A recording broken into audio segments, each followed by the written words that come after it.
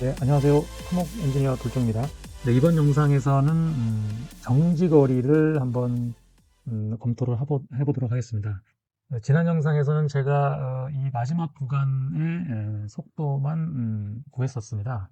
영상을 올리고 나서 그러면 착륙, 그러니까 터치다운 한 지점에서부터 이 마지막 활주로 끝까지 오는 데의 속도도 한번 구해봤는데 제가 이 영상을 바로 올릴까 말까 하다가 이제 안 올리게 된 이유가 이제 분석을 하면 어느 정도 합리적이어야 되는데 그 부분은 좀 벗어난 부분이 있었어요. 뭐였냐면은 이 부분 착륙했을 때의 속도, 요 구간, 여기서부터 여기까지 구간, 이게 이제 전망대를 지나는 데까지입니다. 터치다운 한 다음에 전망대를 지나는 데까지 342. 그 다음에 나머지 구간, 요 활주로 끝까지 오는데 326. 좀 속도가 줄었어요. 물론 이 속도들은 순간 속도가 아니라 다 평균 속도입니다. 그런데 제가 좀 이게 맞나 싶다 고개를 갸우뚱했던 부분이 이 부분이에요. 속도가 다시 늘어났어요. 이럴 수가 있나? 마찰력 때문에 계속 속도가 줄어드는 게 맞는데 여기서 혹시 속도가 늘어날 이유가 있다 그러면은 경사밖에 없거든요. 물론 경사가 영향을 미치긴 합니다.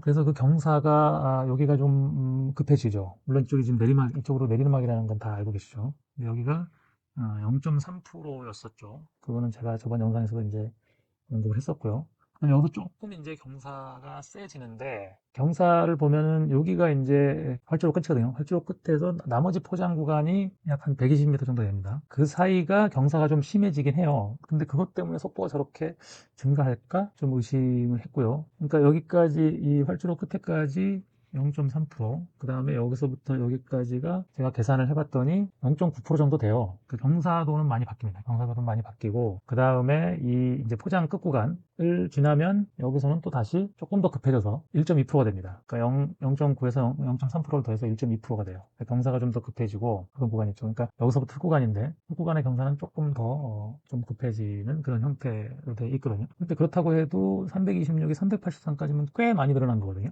이게 분석이 뭐가 잘못된 건가? 라는 의심을 좀 하다가 좀 더 검토를 해봤는데 뭐 크게 잘못된 부분은 없었어요. 어떤 기본 개념은 다들 비슷한 개념으로 했기 때문에 그 부분이 저기가 됐고, 그 다음에 제가 이번 영상을 이제 만들기 위해서 지난번 검토했던 부분들을 다시 한번 다 재검토를 했습니다. 지난번에 올려드린 그 내용은 이 부분을 이제 집중적으로 검토하는 거였는데 이제 앞부분을 추가했고 그렇습니다. 일단 제가 분석한 거는 이제 교차 검증이 좀 해야 돼요. 항상 보면은 이제 나름대로의 방법으로 다 검토를 하다 보니까, 그래서 제가 이제 교차 검증을 하기 위해서 이렇게 이런 장표를 만들어 봤거든요. 제가 지난번 영상에서 이제 그 알의 분석 내용만 제가 소개해 드렸는데, 그러니까 저는 제가 나름대로 방법으로 검토를 하는 거다 보니까 이전에 어떤 검토가 있었는지 이렇게 많이 찾아보진 않았는데, 제가 이걸 만들면서 보니까 정리를 하다 보니까 MBC에서 이렇게 분석한 게 있더라고요. 그래서 MBC, 그 다음에 그 알, 제가 한 거, 이렇게 세 개를 일단 맞췄습니다. 분덕 위치가 요 아래 선의 분덕 위치를 맞추고, 그 다음에 이제 스케일을 똑같이 맞춰야 되니까, 그 다음에 뭘 맞췄냐면은, 여기 이제 도로가 이렇게 가다가, 이렇게 직각으로 꺾이는 부분이거든요. 이 부분을 다 맞춘 겁니다. 그 알도 맞추고, 그 다음에 MBC 것도 맞추고 해서, 이제 비교를 해보려고 한 거죠. 일단 착륙 지점은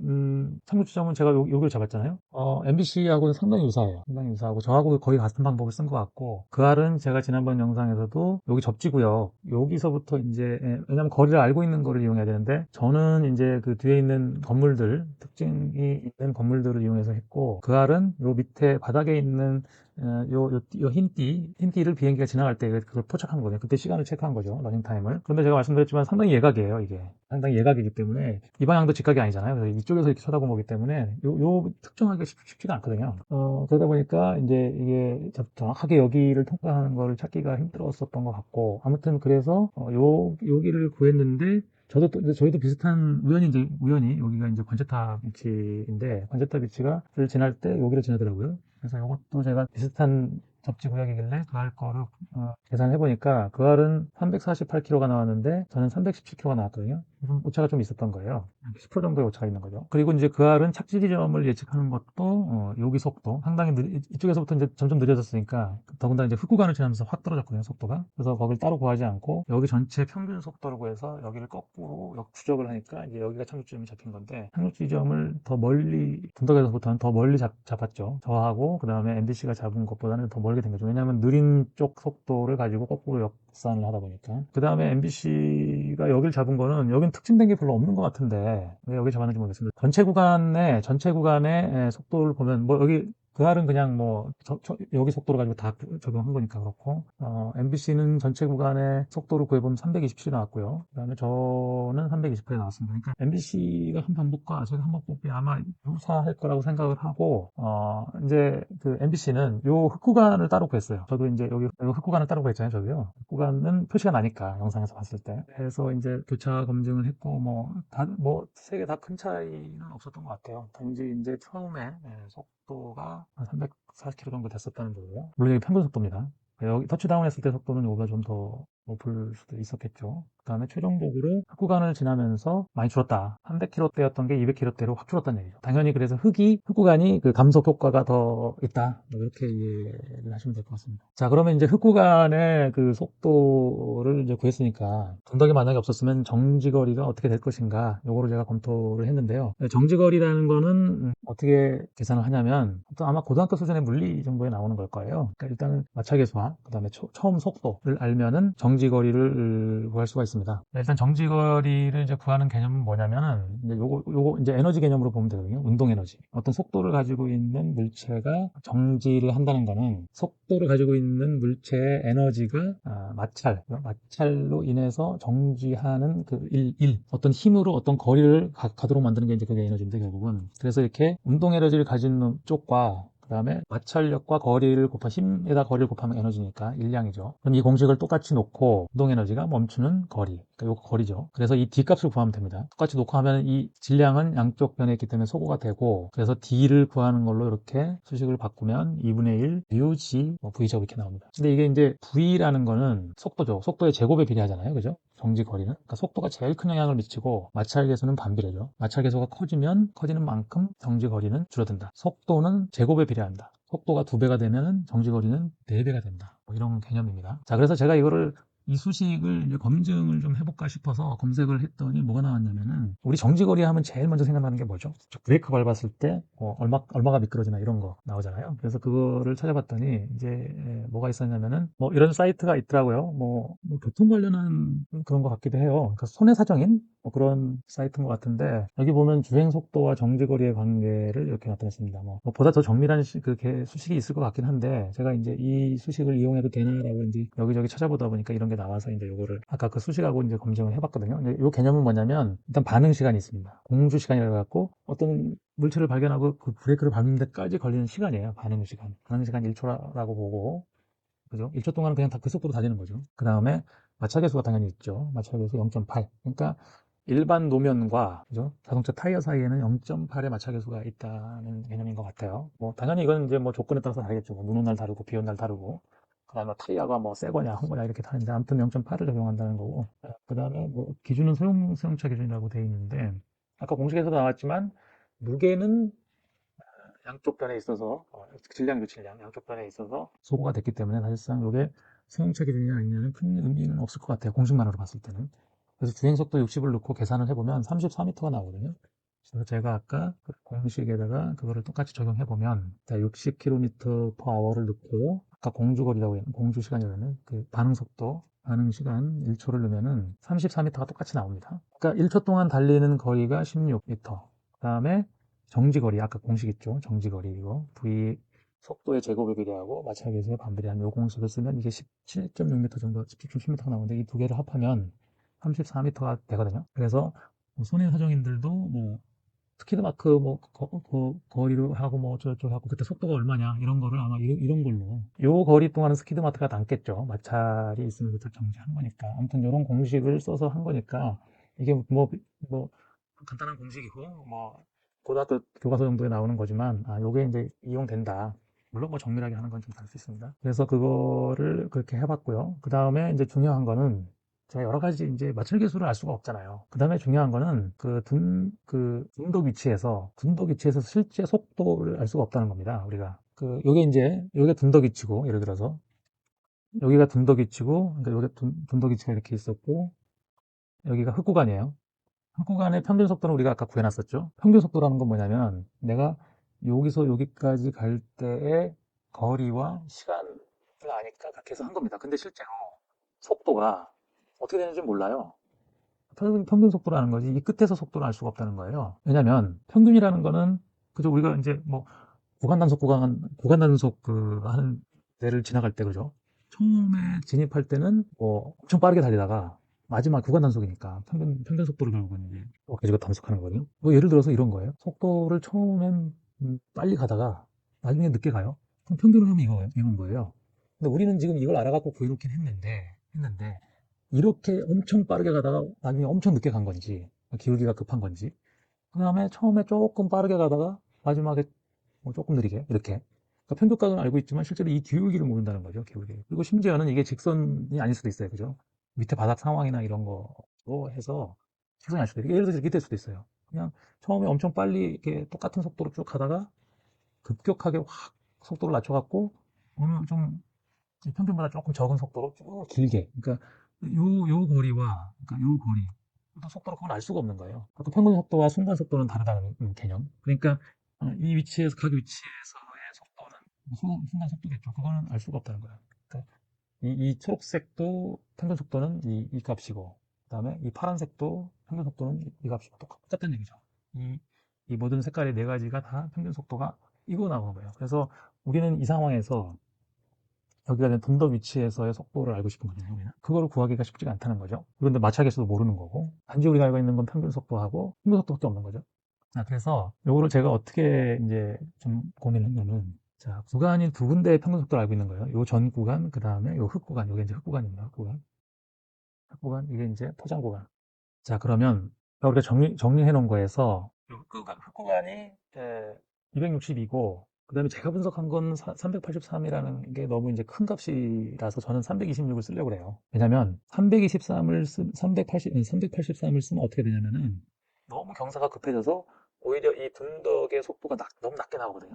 그래서 요 값은 왜 이렇게 나왔는지 모르겠지만 아무튼 요 전 구간 걸 그냥 그대로 쓰려고 합니다. 그러니까 그거는 오히려 안전축으로 여기가 속도가 더 높게 나오는 효과가 있는 건데 그걸 좀 설명을 드릴게요. 이 포장 구간의 평균 속도가 이 파란색입니다. 이게 얼마였죠? 326. 평균 속도만 알고 있는 거예요. 그 다음에 이 평균 속도로 우리가 262. 평균 속도를 알고 있는 거예요. 이게 이제 흑 구간이고 이제 포장 구간이라고 그러면. 자, 그러면은 우리가 아까 이 기울기가 어느 건지 모른다고 했는데 다행히 우리는 이 앞 구간도 있어요. 그렇다 그러면은 평균 속도를 알고 있는데 자, 이거 보시죠. 여기에서의 이 속도는 이건 순간 속도예요. 여기에서의 속도는 앞 구간과 뒷 구간을 똑같아야겠죠. 그죠?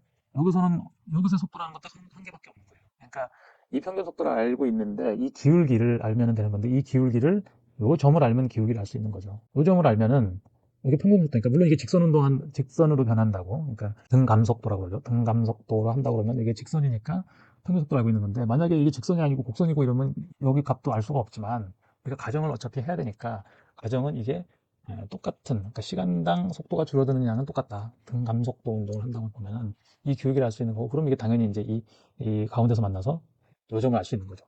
그러니까 요점이라는 건 뭐죠? 이 평균 값의 이 평균 속도, 앞 구간 평균 속도와 뒷 구간 평균 속도의 중간 값이겠죠. 그죠? 평균 값이라는 얘기예요. 그렇죠? 여기도 직선 운동, 여기도 직선 운동 하면은 물론 이 기울기가 지금은 우연하게 이제 기울기가 똑같이 그려졌지만 이제 다 직선은 다를 수가 있지만 어떻게 됐건 이 점은 하나만 존재할 것이다. 이 위치에서의 속도는 이쪽에서 구한 속도, 이쪽에서 구한 속도가 대체할 것이다. 그렇다는 얘기죠. 이 개념을 적용하면은 여기에서의 속도를 이제 구할 수가 있는 겁니다. 자, 그런 개념으로 이제 구하면요. 앞 구간이 326이고 뒷 구간이 220이었어요. 그걸 평균 내면 여기가 이제 294라는 겁니다. 294. 그 다음에 요 값을 구하면 되는 거잖아요. 그죠? 요 값이 요 값이니까 기울기가 이제 직선으로 분포한다고 했으니까 요 값은 뭐죠? 아까 여기서 구한 값 294. 294에서 262를 빼면은 요거 빼면은 뺀 값, 요 차이 값을 요 평균값 262에서 빼면은 나오는 게 230이에요. 이 값을 분도 위치에서의 순간 속도를 230으로 이제 우리가 구한 거죠. 자, 그 다음에 이 사이에 시간이 1.98이었어요. 1.98이었으면은, 그러면 이제 기울기를 구할 수 있는 거죠. 그러니까 우리 이제 뭐 가속도라고 그냥 감속도인데, 이건 이제 마이너스 값이긴 한데, 이제 그냥 그대로 표현을 했습니다. 헷갈릴 수 있으니까. 그래서 요점과 요점의 속도를 알잖아요. 그죠? 여기는 VB가 230. 그 다음에 VA는 얼마였죠? 294. 그럼 시간 1.98초 동안에 속도가 이렇게 변했으니까 가속도가 8.9 정도 되는 거죠. 8.9. 9.0으로 보면 될 것 같은데. 자, 그럼 이걸 알면은 마찰계수를 구할 수가 있습니다. 마찰계수라는 게 뭐냐면은, 마찰계수를 어떻게 할 수 있냐면, 자, F 이퀄 MA예요. F 이퀄 MA죠. 힘 단위고 이것도. 그 다음에 얘도 힘이거든요. 이 계수는 그냥 그 무차원이기 때문에 이 수직력에 대해서 마찰계수라는 게 이제 수평력이잖아요. 그러니까 이게 이 힘과 이 힘을 갖다고 놓고 보면은 결국 그 뭐죠? 그 수직력, 연직력은 mg잖아요. 그죠? 질량 곱하기 중력가속도니까 양변을 또 똑같이 놓고 보면 또 그 매스는 소거되고 그래서 결국은 가속도는 그 마찰계수 곱하기 g가 나옵니다. 근데 이제 우리가 원하는 거는 이제 이 g는 알고 있으니까 요 가속도를 구했잖아요. 이렇게 가속도는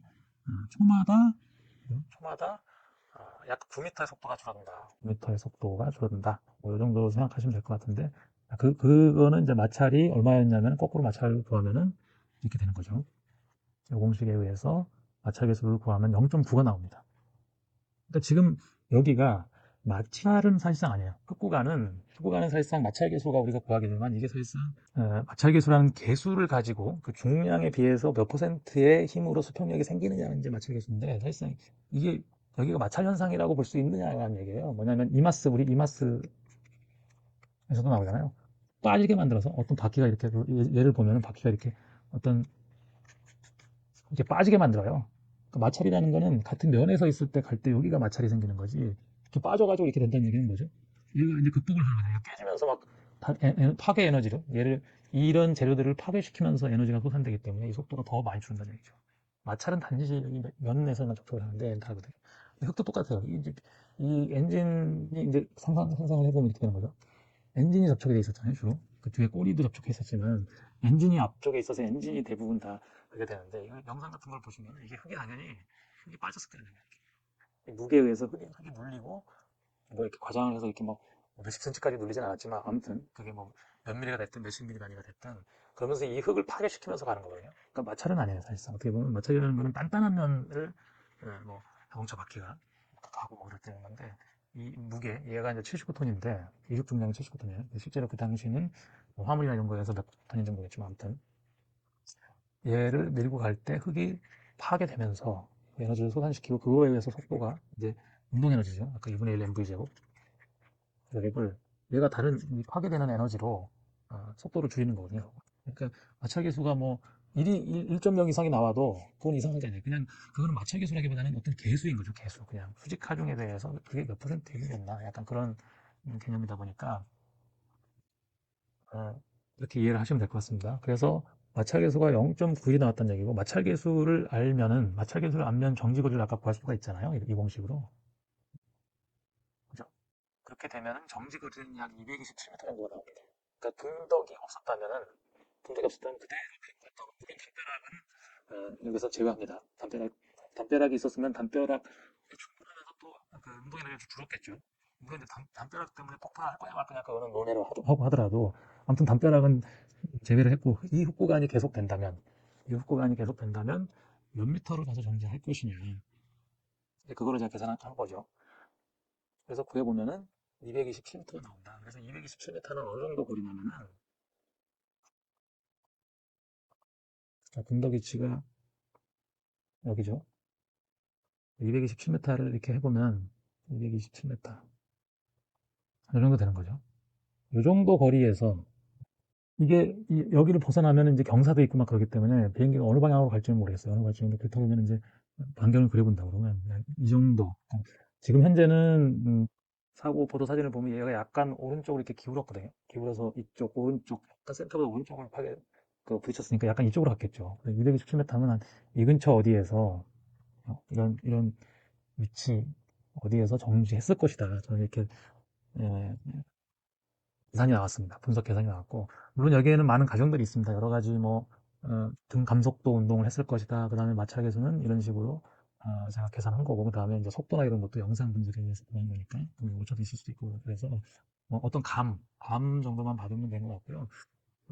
그 다음에 뭐 댓글에 어느 분이 대만 조종사가 뭐 한 얘기가 있고 뭐 자기가 뭐 일본에서 착륙할 때 뭐 몇 킬로가 미끄러졌다고 뭐 막 그러는데 그거는 그 날씨나 이런 거에서 많은 상황에 따라서 변하거든요. 그러니까 예를 들어서 아까 그 공식에서 제가 이제 이 여러 가지 케이스에 대해서 검토를 하기 위해서 이렇게 아예 그냥 그 함수를 만들었거든요. 그러니까 속도와 마찰계수를 넣으면은 몇 킬로가 나오는지 이렇게 한 건데, 예를 들어서 350km, 0.2 이런 거는 마찰계수가 좀 어려운 거예요. 추측하기가. 눈 오는 날 엄청나게 미끄러지겠죠. 눈이 쌓여있고 막 결빙이 돼 있어요. 그럼 엄청나게 미끄러지겠죠. 그래서 그 기장은 자기의 경험으로 얘기한 건데, 뭐 댓글도 보면 마찰계수가 중요하다는 얘기가 있습니다. 마찰계수 따라 달라진다 많이 그런 얘기인데, 그래서 예를 들어서 뭐 이게 0.1이 됐다. 그리고 뭐 350km 정도로 접근했다. 그럼 4km가 나오죠, 4km.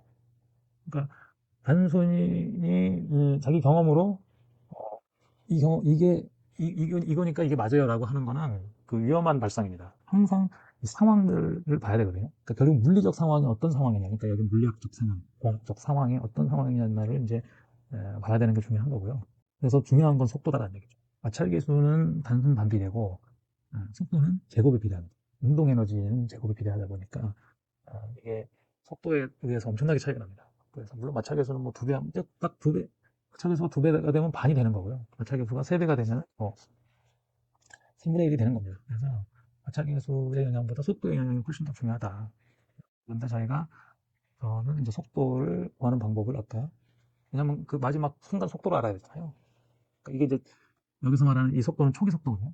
어떤 속도로 마찰을 시작했을 때 얼마를 가서 정지하냐는 개념이기 때문에 이 평균 속도를 안 상태에서 영상과 거리를 가지고 그 상황에서 흑구간 시작점, 그 다음에 흑구간 이제 둔덕 위치까지의 속도를 구하는 게 이제 순간 속도, 초기 속도. 그러니까 여기의 순간 속도가 이 이후에 둔덕 이후에 몇 미터를 가서 정지할까를 계산하는데 초기 속도가 되는 거니까 요거를 이제 구하는 방법을 저는 이렇게 두 개의 평균 속도를 알았을 때 평균 값을 이용해서 이 기울기를 구하고 그 기울기로부터 분덕 위치에서의 순간 속도를 구하고 그 순간 속도를 이용해서 감속도를 가속도를 구하고 그 가속도를 이용해서 거꾸로 마찰계수를 구하고 그 마찰계수로부터 이제 정지 거리를 계산했고 그게 227m가 나왔다라는 걸 좀 설명을 드렸고요. 뭐 아까 말씀드렸지만 분석은 항상 그 어떤 과정들로부터 시작할 수밖에 없거든요.